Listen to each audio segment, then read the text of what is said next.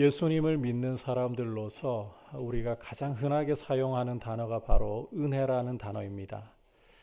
이것이 얼마나 우리 입에 붙어 있는가 하면 거의 이 습관이 되어버릴 정도로, 은혜라는 말이 거의 습관처럼 나올 정도로 우리에게 입에 잘 붙어 있습니다. 하지만 이 은혜라는 말을 얼마나 우리가 잘 깨닫고 사용하느냐, 이것은 별개의 문제일 수도 있다라는 것을 생각할 줄도 알아야 합니다. 지난 시간에 은혜에 대한 말씀을 함께 여러분과 나누었습니다. 바울은 에베소 성도들에게 자신이 그리스도의 일로 이방인을 위하여 갇힌 상황이다, 즉 사도로 섬기는 일 때문에 죄수가 되었다라고 근황을 알렸습니다. 하지만 이와 같이 갇힌 중에도 바울은 사실 억울한 일을 당한 거잖아요. 잘못한 게 하나도 없는데 조금의 억울함이나 원망이나 불평이나 분노가 없이 오히려 이 감사와 찬송이 터져 나오는 모습이었습니다. 이렇게 할 수 있는 이유가 바로 은혜 때문이다. 은혜 때문이다. 하나님이 바울에게 은혜로 이 사도의 직분을 맡겨주셨기 때문에, 그리고 사도로서 하나님께서 이 그리스도의 비밀인 복음을 계시로 나타내시고 깨닫게 해주셨기 때문에 이게 너무 영광스러워서 불평과 원망이 터져 나올 구석이 없다는 거죠. 오늘도 계속해서 이 은혜에 대해서, 이 사도의 직분을 주시고 복음을 계시로 알려주시고 깨닫게 해주신 이 은혜에 대해서 계속해서 바울이 말씀을 하는 내용입니다. 함께 말씀에 귀를 기울이면서 오늘은 은혜가 이루는 역사에 대해서, 좀 더 쉽게 은혜가 하는 일에 대해서 주시는 메시지를 들으려고 합니다. 자, 첫 번째로 은혜가 하는 일은 우리 자신에 대해서, 우리의 삶의 목적에 대해서 눈을 뜨게 한다. 은혜는 우리 자신에 대해서, 우리 삶의 목적에 대해서 눈을 뜨게 한다라는 것입니다. 8절과 9절 함께 한 목소리로 보도록 하겠습니다. 모든 성도 중에 지극히 작은 자보다 더 작은 나에게 이 은혜를 주신 것은 측량할 수 없는 그리스도의 풍성함을 이방인에게 전하게 하시고 영원부터 만물을 창조하신 하나님 속에 감추어졌던 비밀의 경륜이 어떠한 것을 드러내게 하려 하심이라. 자, 함께 읽은 말씀에서 바울은 8절에서 보듯이 자신에게 이 은혜, 이 사도의 직분과 또 그 사도의 직분을 위해서 복음을 맡기신 것, 그 은혜를 주신 이유가 무엇인가를 밝혀주고 있습니다.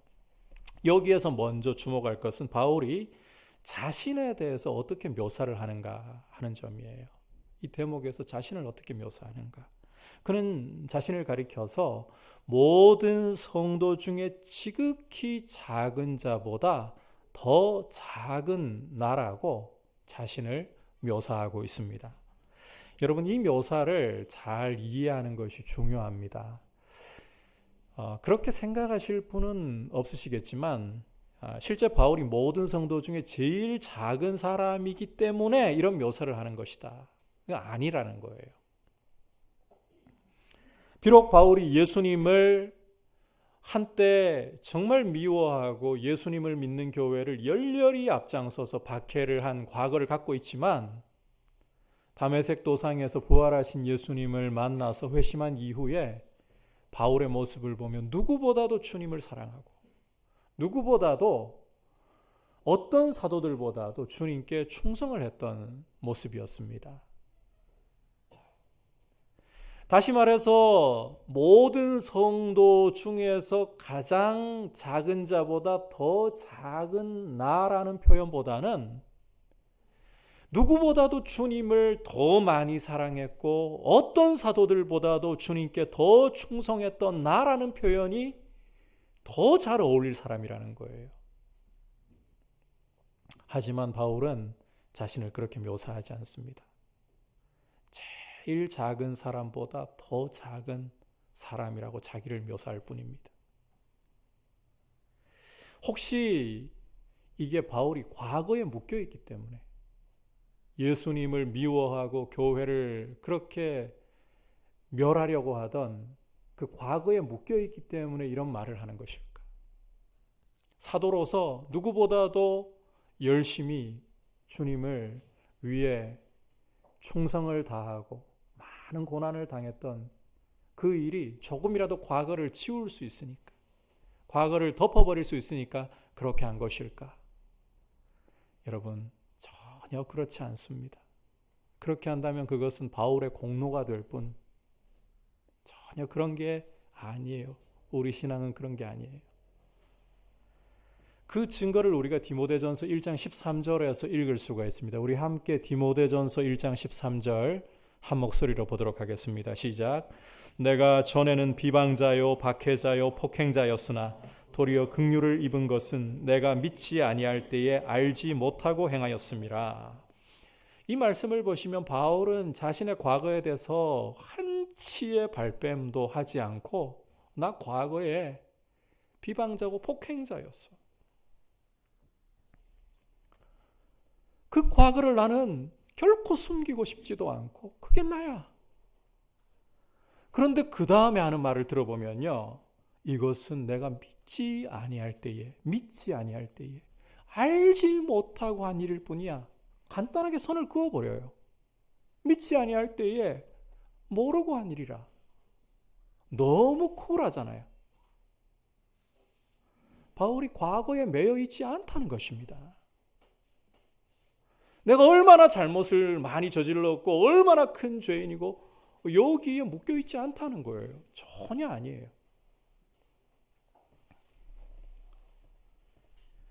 따라서 과거를 만회하기 위해서 바울이 열심히 자기의 삶을 충성으로 드린 게 아니라는 것입니다.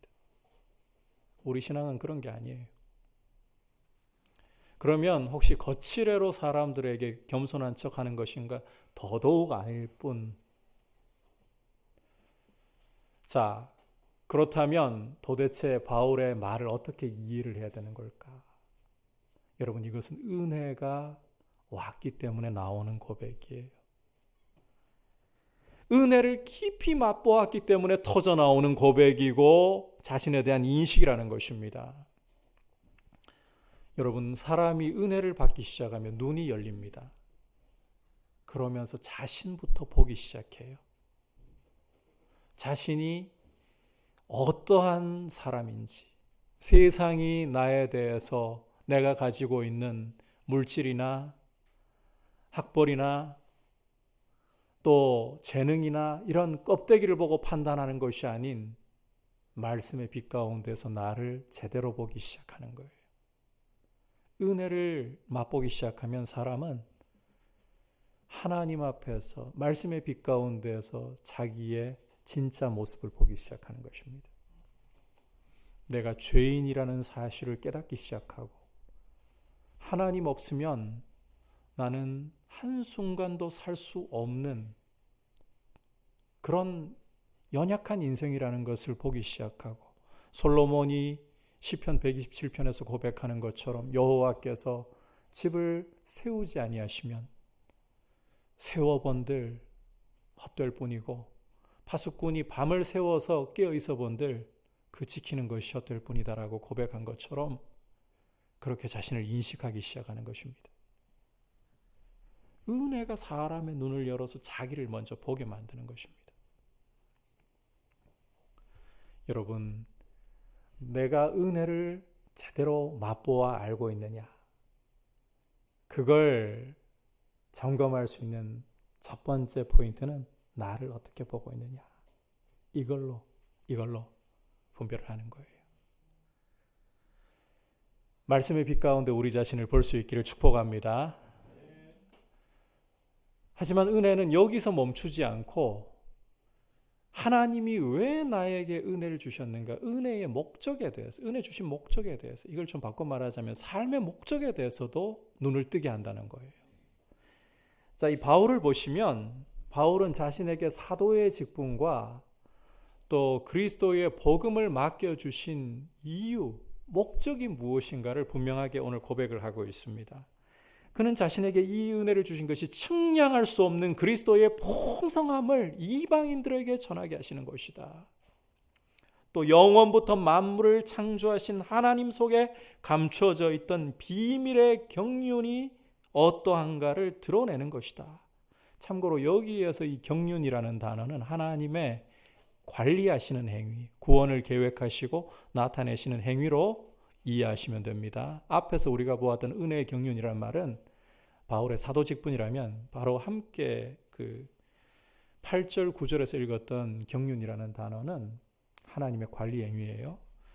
그러니까 바울은 자신이 하나님으로부터 이 큰 은혜를 받은 것이 이 그리스도의 복음을 위탁받은 것이 그리스도의 풍성함을 전하면서 하나님이 구원을 계획하시고 이루시는 그 행위를 밖으로 드러내는 데 목적이 있다고 이해를 하고 있는 거예요.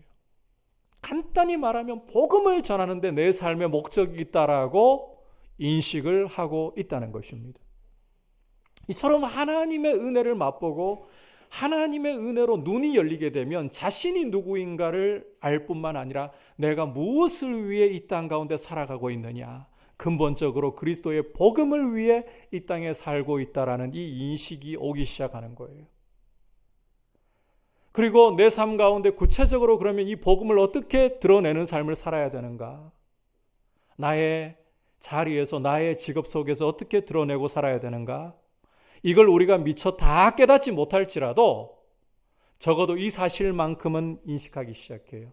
하나님의 말씀이 내 발의 등이고 내 길의 빛이 되어서 내가 향방을 모를 때에도 이 말씀을 따라가면 내 삶을 통해서 나의 자리를 통해서 하나님이 복음을 위해 살게 하신다. 말씀을 따라가는 모습을 보이려고 한다는 거예요. 이게 은혜가 올 때 나타나는 역사예요. 이처럼 이 은혜를 맛보게 되면 사람은 자기를 하나님 앞에서 인식하기 시작하고 내 삶의 목적이 무엇인가를 보기 시작하고 말씀을 내 발의 등으로 내 길의 빛으로 삼아서 따라가기 시작한다는 것입니다. 여러분, 은혜가 우리의 눈을 열었습니다. 이 은혜 안에서 더욱더 깊이 뿌리를 내리면서 우리 자신에 대해, 우리 삶의 목적에 대해서 더 깊이 알아가고 주님의 복음을 위해 우리의 삶을 한 걸음 한 걸음 내딛는 귀한 발걸음으로 드려질 수 있기를 축복합니다. 자, 계속해서 은혜는 한번 따라합시다. 교회에 대해 눈을 뜨게 합니다. 은혜가 오면 교회에 대해서 눈이 열리기 시작해요. 자, 은혜로 자신에 대해서 눈을 뜬 사람은 교회를 보기 시작합니다. 우리 함께 10절 11절 같이 읽어보겠습니다. 시작. 이는 이제 교회로 말미암아 하늘에 있는 통치자들과 권세들에게 하나님의 각종 지혜를 알게 하려 하심이니 예정하신 뜻대로 하신 것이라. 바울은 자신에게 주신 은혜의 경륜을 이야기한 후에 이제 교회를 이야기하고 있습니다. 앞서 6절에서 오늘 읽지는 않았습니다만 6절에서 바울은 그리스도의 비밀인 복음에 대해서 이런 말씀을 했어요. 이방인들이 복음으로 말미암아 그리스도 예수 안에서 함께 상속자가 되고 함께 지체가 되고 함께 약속에 참여하는 자가 됨이라. 이걸 한 단어로 압축해버리면 교회입니다. 복음의 중심에 교회가 있다는 거예요. 복음을 전하는 목적이 교회를 세우기 위한 것이다. 그래서 자신에 대해서 삶의 목적에 대해서 눈을 뜨게 된다면 교회에 대해 눈을 뜨지 않을 수가 없게 된다는 말인 거예요.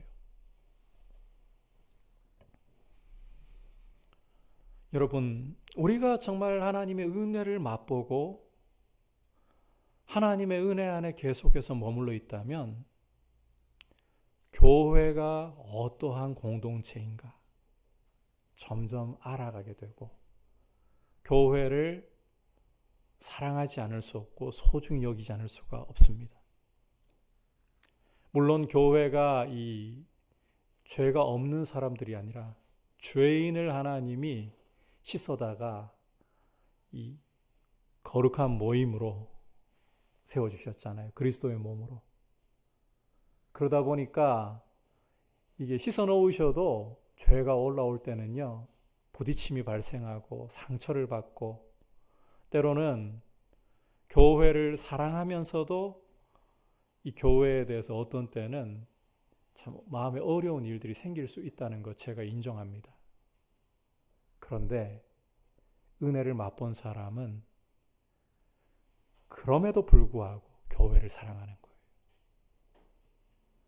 내가 은혜 안에 계속해서 머물고 있다면 그럼에도 불구하고 교회를 귀중하게 여기고 교회를 사랑하지 않을 수 없다.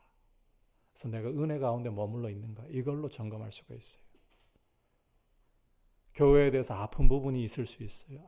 아무리 건강한 교회라도 지상의 교회는 무죄할 수가 없습니다. 죄가 끼어들고 죄가 고개를 들어요. 죄의 문제가 아니라도 우리는 아직까지 공사 중이에요. 그리스도 앞에 서서 완성되는 날까지 공사 중이에요. 그러다 보니까 내가 뭔가를 잘못을 안 해도 나의 어떤 일상적인 말과 행동이라도 다른 사람에게는 그것이 걸림이 될 수도 있고 상처가 될 수도 있는 그런 일이 발생해요. 반대 경우도 발생하고요. 그럼에도 불구하고 그런 아픔이 발생함에도 불구하고 여전히 교회를 사랑하려고 하고 소중히 여기려고 하는 것. 이게 은혜 가운데 있는 굉장히 중요한 증거라는 거예요. 교회가 자꾸 이 부담스러워지고 교회로부터 멀어지려고 한다면 은혜가 메말라가고 있는 거예요. 여러분, 그래서 이 은혜를 받으면 교회에 대해 눈뜨기 시작한다.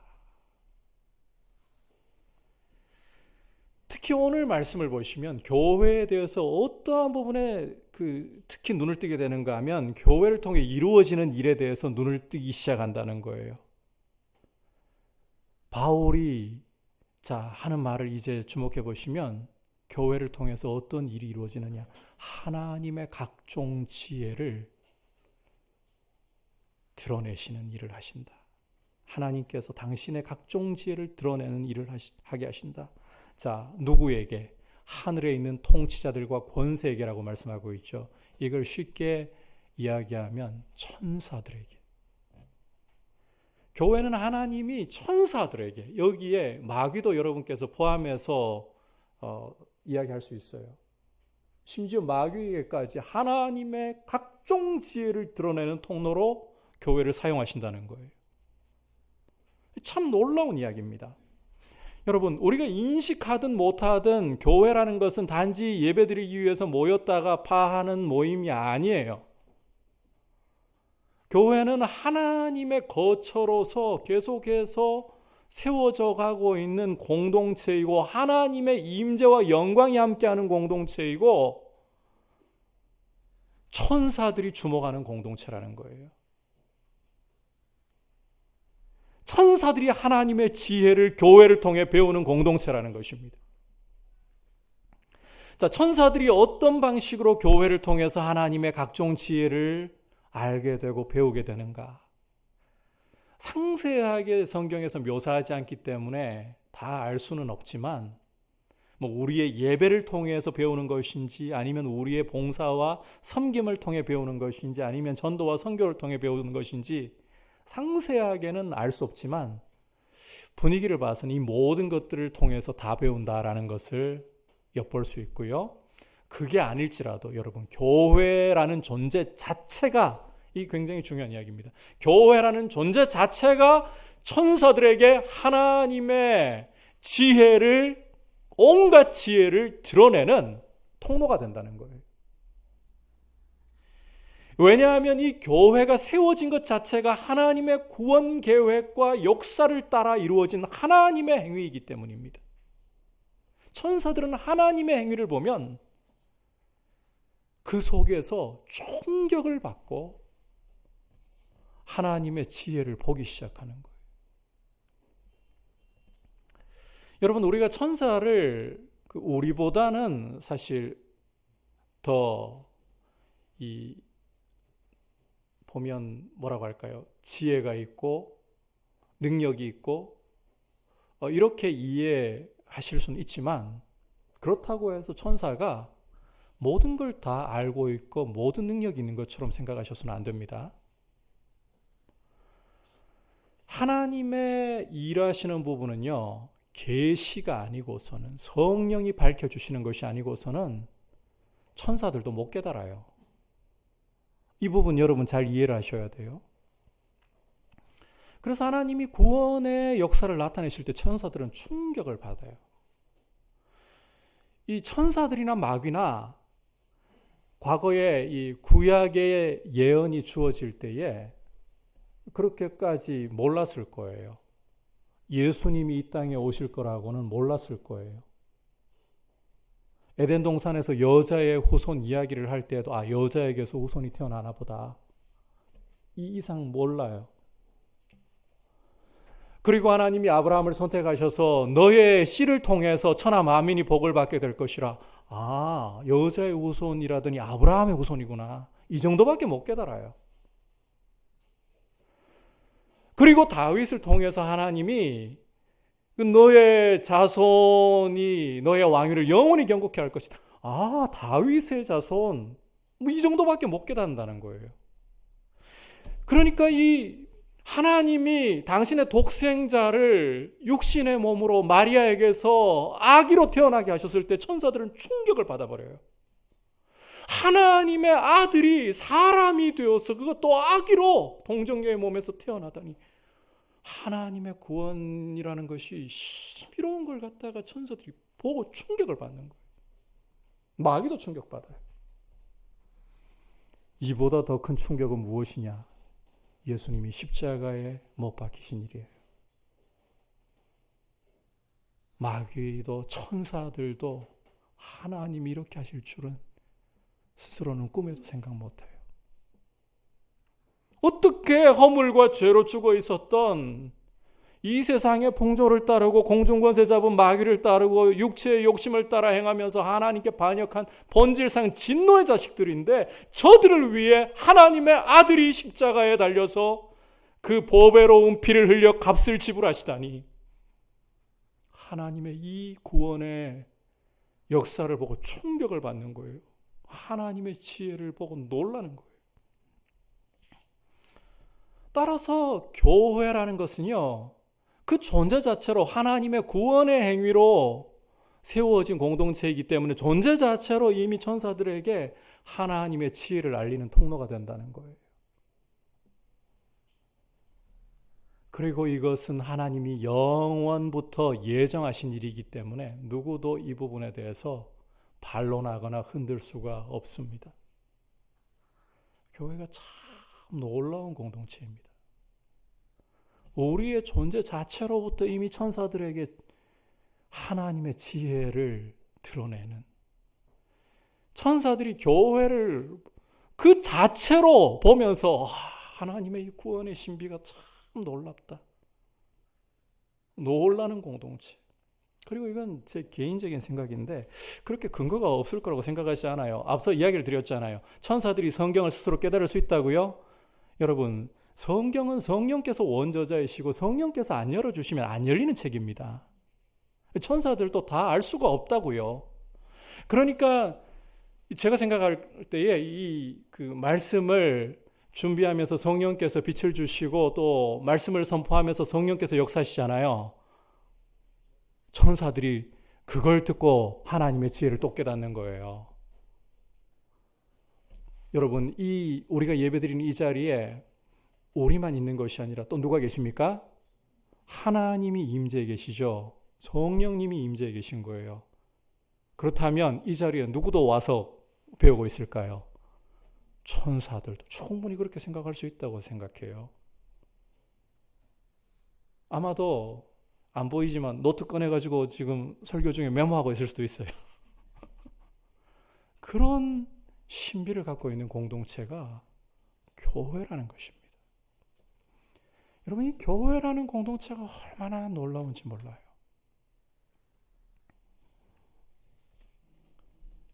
비록 지금은 교회가 세상으로부터 참 많은 욕을 얻어먹고 있습니다. 손가락질을 당하고 있습니다. 이 가운데 억울한 부분도 참 많긴 많아요.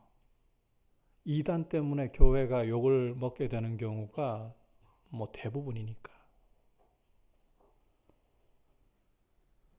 물론 우리가 복음대로 가지 않고 세상 앞에 빛을 비추지 못한 부분에 대해서는 손가락질 당할 때 하나님 앞에 우리 가슴을 찢고 회개하고 돌이켜야 돼요. 그럼에도 불구하고 우리가 한 가지 기억해야 할 것은 교회는 천사들이 보고서 하나님의 이 구원하시는 계획과 행위가 나타나는 하나님의 지혜가 나타나는 공동체. 그래서 여러분 교회를 소중하게 여기셔야 돼요. 좁게 이야기하자면 우리가 우리 자신을 보면서 실망 참 많이 합니다. 하루에도 몇 번씩이고 실망할 수 있는 게 우리 자신입니다. 말씀을 듣고 믿음으로 살아야 한다는 것도 알고 또 우리의 삶이 나 자신을 생각하기보다 이웃을 사랑해야 한다는 것도 알고 그런데 당장 가족부터 참 사랑하기가 힘들고 이웃은 고사하고 나 자신이 가장 가까이에 있는 가족들부터 사랑하기가 힘들고 실망스러운 모습이 참 많이 올라올 수도 있어요. 그리고 또 이 우리 눈이라는 게 참 이게 참 비교라는 걸 하도록 잘 보거든요. 있는 것보다 없는 것을 잘 보고 그러다 보면 나 자신에 대해서 또 우리의 공동체에 대해서 참 부족한 것들만 자꾸 떠오르고 실망할 일들만 많아 보일지도 모르겠습니다. 특히 코로나 이후에는 그런 실망감들이 더 커질 수가 있는 것이 이 현재의 실태예요, 사실. 그럼에도 불구하고 여러분, 교회는 신비로운 공동체입니다. 하나님이 당신의 각종 지혜를 드러내셔서 천사들이 보고서 충격을 받고 하나님의 지혜를 감탄하고 찬송하지 않을 수 없는 공동체. 그게 교회라는 거예요. 그래서 교회를 여러분 소중하게 여기시기를 축복합니다. 그리고 여러분께서 믿음으로서 순종하려고 말을 하고 행동을 할 때에 성령께서 여러분으로 하여금 이 마음에 은혜를 부어주시면서 말씀을 깨닫게 하시고 어떻게 살아가야 할지를 가르쳐 주시고 이런 것들을 여러분께서 살아가다 보면 느끼시잖아요. 이럴 때마다 한 가지 자부심을 가지세요. 천사들도 나를 보면서 하나님의 지혜를 보게 되겠구나. 그게 교회예요. 은혜를 받으면 이렇게 교회에 대해서 눈이 열리고 교회의 이 영광을 더 알아가게 되고 교회를 사랑하지 않을 수가 없게 된다는 것입니다. 하나님의 은혜가 눈을 열어서 이 교회의 영광을 더 풍성히 볼 수 있게 되기를 축복합니다.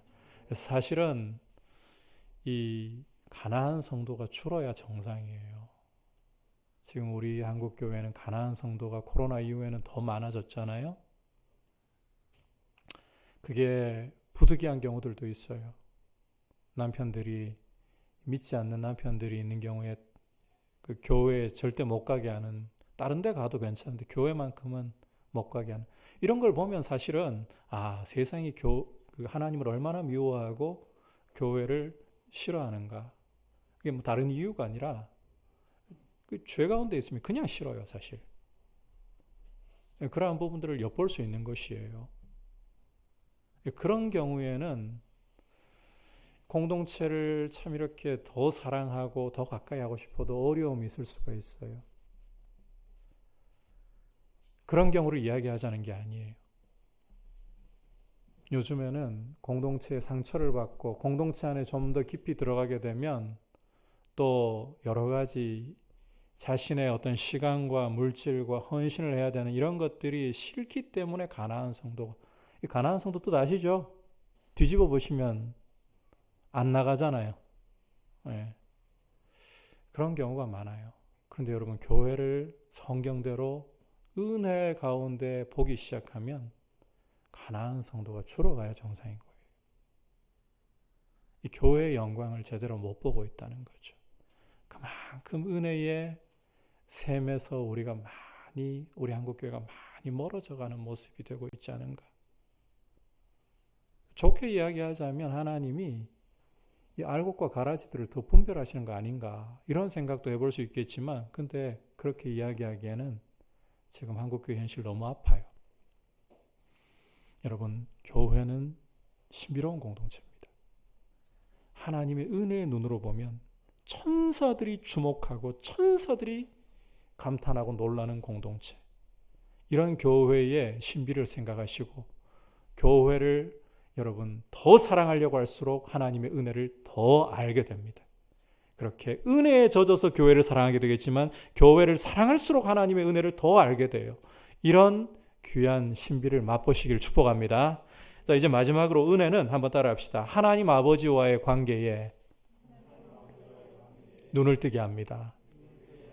그리스도 안에서 담대함과 확신을 가지고 하나님 앞에 나아가게 만든다는 것입니다. 은혜가 하는 일이 그거예요. 12절 같이 읽겠습니다. 시작. 우리가 그 안에서 그를 믿음으로 말미암아 담대함과 확신을 가지고 하나님께 나아감을 얻느니라. 자, 방금 읽으신 말씀은 문맥과는 약간 상관없어 보이는 말씀 같기도 하고 뜬금없는 말씀처럼 보이기도 하고, 말씀의 내용은 너무 좋은데 흐름을 볼 때 자신에 대해서 눈을 뜨고 교회에 대해서 눈을 뜨고 그 이야기와 지금 이게 무슨 상관이 있을까, 이런 생각이 드실 수도 있을 것 같습니다. 자, 그런데 이것은 뜬금없는 이야기가 아니라 교회를 통해서 하나님의 지혜를 드러내는 부분에서 제일 핵심이고 중요한 이야기예요. 교회를 통해서 하나님의 지혜가 드러나는데 하나님과의 관계의 부분이야말로 하나님 지혜를 드러내시는 데 있어서 핵심이라는 거예요. 여러분, 예수님이 오시기 전에는 그리고 예수님이 십자가에 죽으시고 부활하시고 승천하시기 전에는 누구도 스스로 하나님 앞에 나아갈 자격, 권세가 없었습니다. 누구도, 어떤 피조물이라도. 이걸 눈으로 잘 볼 수 있게 해주는 장치가 있어요. 성전 안에 지성소를 가로막고 있는 휘장이었습니다. 그리고 거기에 새겨진 그룹이었습니다. 에덴 동산에서 우리 조상 아담이 죄를 짓고 추방을 당할 때 하나님께서, 여러분이 창세기 3장 보시면 읽으실 수 있잖아요. 하나님께서 에덴 동산 동편에다가 그룹들과 두루 도는 불칼을 두어 지키게 하셨다고 말씀하고 있습니다. 무슨 말인가 하면 죄인은 하나님께 가까이 나아갈 수 없고 하나님과 사귈 수가 없다라는 것을 그렇게 보여주신 거예요. 자, 이걸 이스라엘 역사 안에서 하나님이 또 다시 눈으로 볼 수 있도록 이 예표를 주셨는데 그게 성전이에요. 성전의 지성소, 하나님 계신 곳을 휘장이 가로막고 있어요. 그 휘장에 그룹이 새겨져 있다는 거예요. 에덴 동산에서 하나님께로 나아가는 길을 죄인에게는 열어주시지 않는다는 것을 보여주었던 그 표가 바로 지성소 입구를 가로막고 있는 휘장에 있는 거예요. 그래서 이제 성전과 관련해서 제사 제도를 가지고 이야기하자면 구약 시대에는, 예수님이 오시기 전까지는 이 휘장을 넘어 지성소 안에 들어갈 수 있는 방법은 딱 하나밖에 없습니다. 대제사장 홀로, 다른 누구도 아닌 대제사장 홀로 1년에 단 한 차례 대속죄일에, 그것도 흠없는 짐승의 피를 가지고 들어갈 때에만 겨우 열려요. 그 말은 예수님이 오시기 전까지는 지성소로 나아가는 길이, 하나님 보좌 앞으로 직접 나아가는 길이 아직 열리지 않았다. 누구도 스스로 알아서 나아갈 수 있는 길이 열리지 않았다는 것입니다. 그런데 이 지성소를 가로막고 있던 휘장이 찢어지는 역사가 일어났어요. 사람이 손을 댄 것이 아닌데 위로부터 아래로 쫙 찢어져 내리는 사건이 벌어졌어요. 여러분, 이 지성소 휘장은 직물인데다가 두께가 7cm 정도가 돼요. 칼로 찢으려고 해도 안 찢어져요. 이게 사람이 손을 댄 것도 아닌데 찢어졌어요. 언제?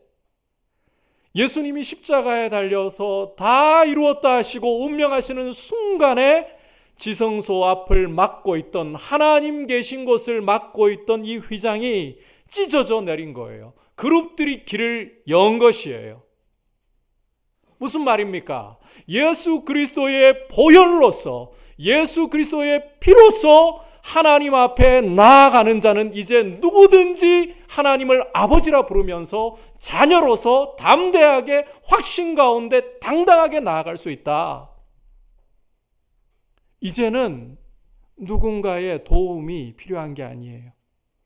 예수 그리스도의 이름을 의지한다면, 그 보혈의 공로를 힘입고 나아간다면 하나님의 자녀로서, 하나님의 가족으로서 두려움 없이 아빠라고 부르시면서 나아갈 수 있게 되었다는 것입니다.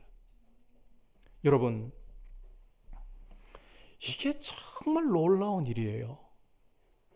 온 우주 만물 가운데에 하나님 앞에 아버지라고 부르면서 담대히 나아갈 수 있는 존재는 아주 없습니다. 전혀 없습니다. 그런데 죄 가운데에서 죽어있던 인생이, 하나님을 반역해서 진노 아래 있던 인생이 이제는 하나님을 아버지라고 부르면서 두려움을 갖지 않고 아버지라고 부르면서 담대하게 확신 가운데 달려갈 수 있다니, 천사들이 충격을 받아버리는 사건이에요. 마귀도 충격을 받아버리는 사건이에요. 어떻게 이런 일이? 하나님만이 가능하게 하시는 거죠. 여러분, 우리도 이 부분에 대해서 우리 스스로 의문을 가질 때가 많습니다. 그리스도의 보혈의 공로를 집중하지 않으면 우리는 우리 모습을 또 크게 보기 시작합니다. 그러다 보면 내 삶이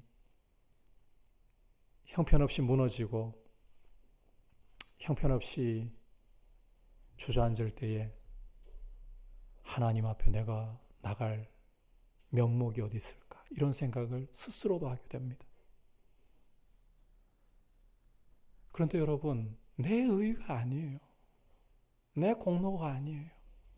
내 자격이 아니에요. 그리스도 안에서 사도 바울이 분명히 말씀하잖아요. 그리스도를 믿음으로 그리스도 안에서 담대함과 확신을 가지고 하나님 앞에 나아간다라고. 이게 신비인 거예요. 우리도 놀랄 신비인 거예요. 우리 양심으로는 스스로 안 돼요. 그런데 그리스도의 피가, 성령의 이 확신 주심이 우리로 하여금 이 사실을 보게 하는 거예요. 은혜가 눈을 뜨게 하는 거예요. 그래서 자격이 없어도, 공로가 없어도 오늘 여러분 안에 예수 그리스도께서 계시고 그 피가 여러분의 마음의 증거가 된다면, 여러분이 아무리 부족해도, 아무리 실패했어도, 아무리 형편없어도 아버지 하면서 달려갈 수 있는 그 확신, 그 담대함 가지고 있다. 이 은혜가 알게 해주는 거예요. 여러분, 이 은혜가 얼마나 우리에게 중요한가 깨달으시기를 바라고, 하나님의 지혜가 얼마나, 사실은 얼마나 큰지 몰라요. 천사들이 이것 때문에 충격을 받고, 어떤 천사들은 오늘 조금 과장해서 이야기하는 부분이 있을지 모르겠습니다만, 그냥 제 생각을 이야기하는 겁니다. 이건 진리로 이야기하는 건 아니고, 까무러쳐가지고 거품마저 흘릴 정도로 하나님의 지혜가, 이게 어떻게 이런 일이, 그게 교회이고 그게 하나님과의 관계 속에 교회를 대하시는 하나님의 역사, 지혜라는 것입니다. 이제 이런 은혜를 입었으므로 여러분 하나님 아버지 앞에 달려가시길 바랍니다. 기도는 그렇게 달려가는 거예요. 하나님 아버지 앞에 달려가는 거예요. 담대함과 확신을 가지고 하나님이 내 말을 들으신다는 것을 용기를 가지고 확신을 가지고 달려나가는 거예요. 못할 이야기가 없어요. 하나님 앞에. 우리가 죄를 지었습니까? 그 죄를 하나님 앞에 토하면서 아버지 은혜로 이것 버리고 일어설 수 있게 해달라고. 그리고 여러분들이 마음에 근심이 있습니까? 상처가 있습니까? 아픔이 있습니까? 다 아버지 앞에 토하면서 하나님과 대화를 하는, 아버지 대 자식으로 대화하는 게 이 기도예요. 이런 권세를 여러분 누리면서 천사들도 이렇게 놀라는구나. 내가 기도할 때 천사들이 놀래고 있겠구나. 그렇게 생각하셔도 좋아요. 오늘 말씀이 그렇게 보여주고 있기 때문에. 그런 영광을 우리가 가지고 있다. 그래서 그 영광을 여러분 누릴 수 있기를 축복합니다. 은혜로 우리의 삶이 풍성해질 수 있기를 축복합니다. 오늘은 이 바울의 사도의 직분에 대한 말씀을 통해 은혜가 하는 일에 대해서 귀를 기울였습니다. 여러분 하나님의 은혜가 우리의 눈을 열어줍니다. 나를 성경의 비단에서 보게 해주고 내가 무엇을 위해 이 땅을 살아가고 있는가, 내 삶의 목적, 복음을 위한 것이라는 이 목적을 보여주고, 복음을 위해서 그러면 나는 구체적으로 어떻게 살 것인가, 그게 다 나한테 깨달아지지 않았어도 말씀대로 순종해서 따라가고 내 자리에서 최선 다하다 보면 하나님 인도하신다는 거 보기 시작해요. 두 번째로 은혜는 교회에 대해 눈을 열어줍니다. 교회가 얼마나 영광스러운 공동체이고 소중히 여겨야 할 공동체인가. 천사들도 하나님의 지혜를 배우는 공동체이다. 그리고 은혜는 그 중에서도 하나님과의 관계에 대해서 눈을 열어주어서 우리로 담대히 확신 가운데 아버지께 나아가게 하는 줄 믿습니다. 이 은혜로 충만하시길 축복합니다. 이제 말씀을 생각하면서 함께 찬송가 310장 고백드리도록 하겠습니다.